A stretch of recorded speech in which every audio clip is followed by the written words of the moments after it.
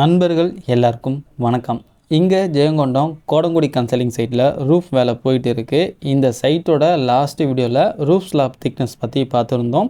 இப்போது நாம் roof beam side check பண்ண போகிறோம். இந்த பிளேஸில் நமக்கு பீம் திக்னஸ் 15 இன்ச் வரும். ரூஃப் ஸ்லாப் 6 இன்ச் திக்னஸ் வரும். அப்போது 6 இன்ச் மைனஸ் பண்ணது போக 9 இன்ச்சு இருக்கணும்.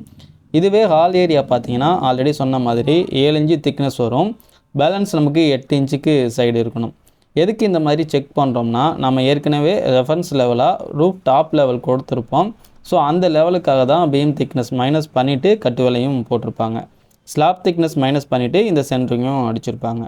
இப்போது இந்த பால்கனி ஏரியா இருக்குது பாருங்கள். இங்கே நமக்கு 30 இன்ச்சு பீம் வரும். 7 இன்ச்சு ஸ்லாப் திக்னஸ் மைனஸ் பண்ணது போக 23 இன்ச்சு இருக்குது. ஸோ நாம் ரூஃப் டாப் மார்க்லேருந்து டவுன் பண்ணி இந்த வேலை செய்யும்போது மிஸ்டேக் நடக்கிறதுக்கு வாய்ப்பு இருக்காது.